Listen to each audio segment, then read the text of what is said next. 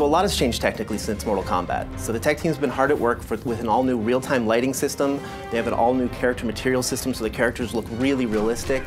We have multi-threaded the renderer, so we can just sort of render more stuff on screen, so the game looks really incredible. Our engineers have really pulled out all the stops and are squeezing every bit of performance that we can get. In comic books, the characters are very bold and bright and graphic because you're dealing with hand-drawn imagery, whereas in our game we have the ability to render materials and a lot of details. So what we're trying to do is make these characters feel as if they've stepped off the page. You can see the leather and the metal and the rivets and all the things that make their costumes have dimension and weight in the real world. A lot of the action in Injustice is over the top. We have people grabbing cars and throwing them at people. We have people bouncing off objects all around the arena, and there's nothing more cinematic in the game than our super moves. Our super moves are these really big kind of blockbustery events that would probably blow out the budget on a summer blockbuster.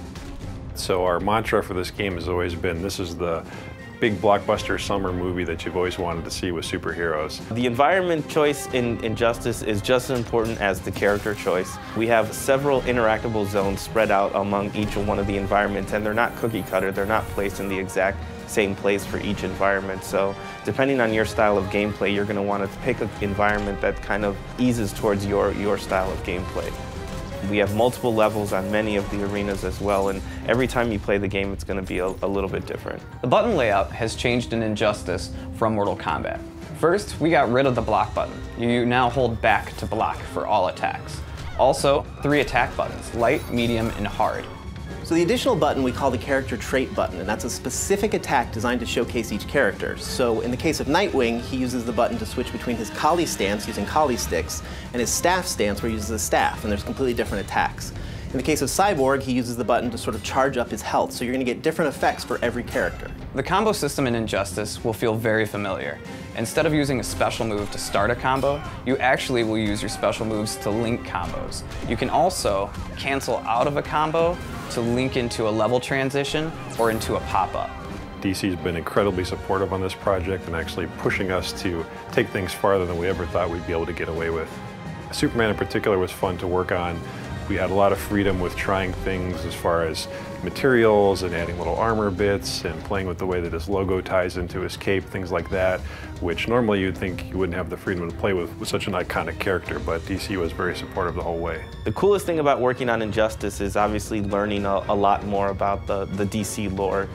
DC has such a wealth of information and such a wealth of knowledge about their characters that it's really fun to kind of pick the brain of working with them and figuring out what would make their characters fit in kind of the NetherRealm universe. You know, if Superman had to fight in a hand-to-hand fight, what would he do? What would Catwoman do in that kind of situation? What excites me about working on Injustice is we get to play with superheroes. We get to make Superman, Batman, The Flash, Harley Quinn, characters that we've seen in cartoons and grown up with our entire lives. So to put fighting styles to each one of those characters and special moves has been really a privilege. Working on Injustice has been very exciting. I'm not the only comic book fan on the team, and for all of us, this is a lifelong dream to be able to work with these iconic characters that we've been reading about and thinking about all our lives, and to actually have a chance to put our stamp on it is a really exciting opportunity. So my favorite part about working on Injustice, and this is going to sound sappy, is I get to work with 2 great teams. I get to work with the NetherRealm team who made Mortal Kombat and the amazing talent here, as well as the awesome talent at DC Comics. And sort of that marriage between 2 awesome teams is what really keeps me coming to work each day.